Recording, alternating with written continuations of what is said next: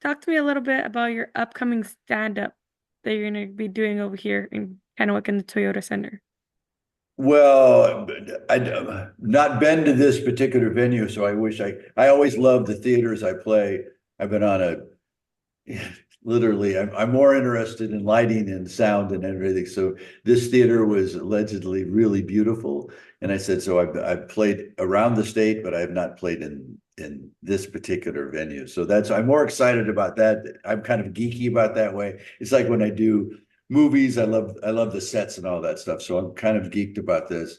I've been on doing stand-up literally on the roads for more than 30 years. I just hate saying it like that. My first gig became a very big deal, and I was on doing big concerts, and then did a Showtime special, Men Are Pigs, and that story got sold. The first part of my show got sold to ABC, and that was a show called Home Improvement. So I said, stand up has been the source of my joy for so many years. I said, so this is now end of day with my opening act, Lowell Sanders, and my production team. We've been doing this for so long. So I said, this is.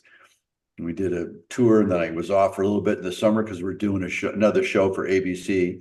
So we did rehearsals and all that. Now we're done for a little bit until we start shooting in October. So now I get to be on the road a little bit. Nice.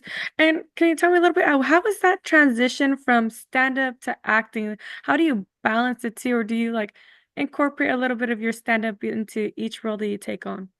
Well, that's a good question because I said, what is it more and more? Home Improvement was my stand up. The first, I would say, 6 episodes were taken directly from my show, Men Are Pigs, the grunting and the tools and breaking things. That personality is part of my, uh, let's say, earlier act. And then I refer to that history, and then it became Santa Claus. And then I learned to develop uh, more kid-friendly comedy. I'm a rough language. It's not like a R-rated for any other reason other than I swear a lot. So it isn't for children. And that whole story about doing Santa Claus, being a comedian who swore a lot dressed as Santa, is a whole nother story about my history. And then as I movies are a specific skill about learning how to get laughs when no one's laughing. It's really difficult for a comedian to get adjusted to. I'm okay with it because I sense what's funny in me. But when you're doing it on a movie set, you're doing it 5 to 10 times, the same scene, the same joke. Then you translate to stand up, and it's immediate. With the combination, to me, which is very interesting to me, is why I like live audience sitcoms, 4 camera shoot sitcoms with a live audience. It's kind of a combination. I perform on the show night to the live audience. So I get that feeling, that feedback. And then all during the week, it's very rehearsed. So you get to do cameras and lighting, which I love to do. Now, you do have a character that does tie in with any age, a broad audience, and pretty sure no, it's Buzz Lightyear. How was that like making this character that appeals to any person of any age? That's the uh, all a testament to how well that story was written. That story between these two friends and all the other friends is really a story about connections, about and then becoming aware because Buzz really thinks he's a real superhero and he's not, and Woody knows he's not. What's really kind of fun for me anyway is that over these years, because of that connection, I've become very close with Hanks. You know, almost the Woody in him and the Buzz and me are real two guys that connect in there. And I said, for that story, it spans it like the zeitgeist or the story underneath Santa Claus. It's very unlike me. It's more about it centers and kind of explained it in that Disney. They let us do 2 years of Santa Claus, a series for Disney Plus, where I got to explain kind of the background of what Santa Claus means and where it did change me as a performer. Because once I got around kids, and I don't want to give all this away. I do a lot of this is in my stand up about what it was like to be a comedian and take on that responsibility, movie or not. When I was around kids, they don't know about the difference between movies and real Santa Claus. And just like when I'm around kids, fortunately for Buzz, if I shut up, kids don't get confused. Because the problem with Buzz is that almost with Santa the same way. I don't look like Santa Claus all the time. And nowadays I literally look younger as Santa than I do in person. Buzz Lightyear, if I start talking around children, they get a little confused because who is this guy that looks like he swallowed Buzz Lightyear? And then, so obviously there's another sequel of Toy Story coming out. What were some thoughts or emotions that you were feeling when you heard, all right, Toy Story 5 is coming? I was, as I do with even Toy Story 4, I felt I love movies and I love sci-fi and I love aliens. I love Matrix. How far is too many sequels? Now, another chapter in a book, I can look at it that way. Toy Story 4 ended it really. Toy Story 3 really ended it to us because we said goodbye and gave the toys to Andy's or the little girl. And now, but there was a hint in Toy Story 3 that might not be the end of it. Toy Story 4, very emotional, Tom and I, as Woody and Buzz said, to infinity and beyond. And we went different directions. This is a very clever way of having those two work together again. And I said, I was thrilled only for no, I get to work with Tom again. So he and I get to spend more time together. We spend time, but I said, now we get to work together. I get to see all the staff again. I get to see that. And more than that, for the people that like it, we'll investigate more. To be honest with you, I was thrilled. I heard about it kind of a while ago that they were thinking about this, and then literally last 10 days, it's been let's go. All right, now how has Home Improvement and Toy Story impacted your life on a personal level? Oh, that's a double-edged sword. I'm kind of an introverted guy, and really, I was explaining this to another person. Most of today's social media, people want to be noticed or popular or clicks. I started stand up and I loved doing stand up, but didn't pay all that well. The only way to get paid better was to get more people into comedy clubs. The only way to do that was to get on one of those big talk shows. So I wanted to that's my goal, was basically to get on talk shows. So I had to get on television so that I could get more people to come to see my concerts. And that happened when I got on Johnny Carson, the last couple of months that he was on the air. Unbeknown to me, it also got Home Improvement, and it opened up my world where I lost something that you don't realize you have until you lose it, which is called anonymity. And I've never gotten it back. I've gotten used to it. And certainly I get invited places that my brothers don't get invited to. There's 7 boys and 2 girls in my family. And I'm very popular around people that don't really know me. And it gets, on one hand, it's very impressive and I deal with it, and I'm do what I'm asked to do charity wise. And I'm very grateful for this. And also there's a part of me that nobody really knows. The person that's really me is not involved in this. I created a character, and that's what you're looking at. The real me is becoming more and more in my stand-up. He's a little funnier and angrier and sharper than Tim Taylor or Mike Baxter from Last Man. The new series we're doing with ABC is getting to be much more like me, a little crotchety. I'm investigating what it's like to have, because all of us go through things. I don't care how much success you have, bad things happen in this world. And I've always been impressed with people that go through trauma, horrible trauma, but still have a sense of humor and a sense of grace about it. I don't know. So that's kind of what this success has taught me to be, is really learn to be grateful about things and really learn gratitude and humility. not easy things to do, especially when you're the star of the show or you're the front of the line and all that stuff. And then how do you personally kind of like jump through that hurdle yourself when you don't feel 100, but you still have to go up and do your stand up and make this whole crowd laugh? That's a gift that never stops giving because I went to see George Carlin when I was a kid. I studied Lenny Bruce when I was a kid, coming in college.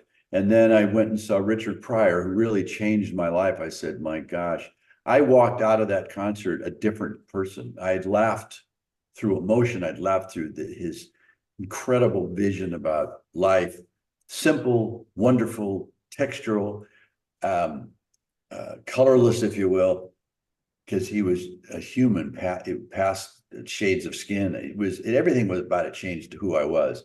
And if I said to myself, if I could ever do that to anybody in an audience, number one, the pace of my comedy, I don't like to pause. It's rock and roll comedy. I want I want the audience to do at least, if I pray that they do laugh in a series of laughs where there's no pausing, because I want that change and I get more out of it than the audience. I love making people laugh. I love it. And I get full of, I've been doing stand up, even though the movies and the fame, all that. I've been doing stand up more than anything else. I still do stand up. I'm at concerts all the time, local comedy clubs. I do that because I love making people do what Richard Pryor did to me. They lose themselves for a moment. It is so human and so connective that it's literally a gift. Oh, that sounds so beautiful. All right, now let's talk about Shifting Gears, your new TV show series that is coming on ABC. Can you give me any teasers or what can people expect? Well, we're in process right now of the final. We've done the pilot.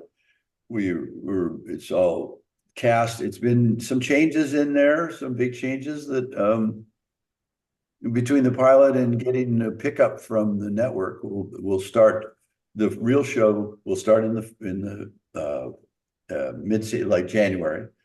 And it's again what I'm saying where it came from is this he's a widower. His wife just passed away. So we're dealing with somebody that has a bit of trauma in his life. And yet he hasn't given up. And there's every reason for him to give up. His business isn't doing quite well. He gets to build classic cars. That's what he does in North Hollywood, which is near me. And I love cars. So it was tools and then it was outdoor equipment, which I love. And now it's a guy that builds custom hot rods. And that business is different with kids not the Ubering more. And he has a Kat Dennings plays my daughter, who comes home after a very stressed relationship with her dad, after her mom and my wife passed within the last year or so. And we do not get along, and I won't give too much away, but she shows up with my grandchildren and I'm empty. The house is empty. My life is empty. I'm stressed at work. Now it's a comedy. So it is funny because I said, this is celebrating people that don't give up and people that engage. And so it'll be about cars, which I love. It'll be about a father-daughter relationship that is really, she's so much fun to work with. It's an amazing dynamic. I am blessed to have been part of this. And I didn't casting. They said, this is what we'd like. I said, yeah, brilliant. So it's different, Tim Allen, than you're used to. It's more my stand-up, which you'll see, more of this, we're here for a short time, especially as you get to be my age, you start looking at my kids and I can't believe I've done this. And we'll be dealing with that. An aging guy, and it's a widower and a creative guy, crotchety, funny. And now he's got a whole new world with two grandchildren that are going to stay at his house for a while and a daughter that he has to repair a relationship. Restoration is really what I want to call it. All right, now with Shifting Gears, you've been known to bring on some characters into shows from kind of like little crossovers. Can viewers expect any crossover characters in Shifting Gears from your previous shows like Home Improvement? or any other? Well, we don't know yet. I don't know. Daryl Chill Williams play Stitch. He was uh, we was in Galaxy Quest, played the driver of the spaceship. Inmate remembers that he and I that it was a great casting decision, and now we're right back to that. But that's a kind of a MacGuffin because I said you'd really have to know Galaxy Quest to know how the relationship we had on that movie, and then coming up it'll be decided because I don't want to give too much away. The car shop is becoming it's evolving. It was at one point a non kind of just a normal car shop, but as it's developed because of the set design, it might be if you know hot rods and custom cars in the LA area, a George Barris sort of situation where this guy's named Matt Parker, and Parker Restorations is the shop that I own, maybe doing celebrity cars and movie cars, so that might be able to bring. This just happened today, so you're hearing stuff that I'm not at liberty to go too deep in it because it was a good idea as we move forward with the scripts that the Parker Automotive or Parker Restorations, the shop, might have some surprise characters in it all by itself. I mean, the home life is one thing. That's wonderful. But now the shop might have an ability to celebrate the people in this world that do things. Mechanics, plumbers, like, I mean, that's what I'm all about right now. I'm just so in awe of the people that work every day and that do things every day. All right. Well, you have all this experience and years of work in stand-up, acting, kind of just everything. What keeps your drive going? What keeps you motivated and your momentum going through the Ooh. ups and the downs, and maybe just the steady times? It sounds kind of I don't know. I don't want to say it because I said I've had a difficult spiritual journey in my life because my father was taken from me when I was a young boy, and I had a very difficult time dealing with because I was a church going family. Why would God take my dad? And so I've had this long process of trying to understand religion. And as it's come around, every time I get to a dark point in my life, humor shows up, and I've said it to myself, even though I don't like, I'm not perfect with my spirituality. And I said, it is a gift of a sense of humor, which means in all the horror of people suffering, somewhere underneath, there is a sense of humor in this world. And I said, that's what keeps me going, no matter what in my family, the drama in my family, or my friends, or personal. There's always a guy, like an example that always makes me laugh is my kid and I were walking my dog, and it was very hot and I was not feeling very well. And she goes, "You want to go back home?" And I said, the comic in me said, you know what? It might be water. And then in my head, I'm going, well, I had a glass of water 2 days ago. What's the problem? And that's how I made the joke. I said, I just sometimes don't drink water. And the comic in me is always going, yeah, you're about ready to pass out. It might be a water. I mean, you did drink a little tiny bit of water on Friday, and it's already Monday. So you probably don't need but a glass of water every 4 days. And it's that personality that brings me back to I didn't create my sense of humor. It came from wherever I was before this. And I'm always very humbled by this. And that's what keeps it going. As long as I've got that, and I want to share that sense of humor, because that's all that keeps me going. All right. Is there anything else you'd like to add in regards to your upcoming shows and stand-ups that I maybe Just didn't touch on? looking forward to it. You can't believe I said I did the East Coast, did the Southwest, and now I'm cruising up the West Coast. So I'm just looking so forward to being there.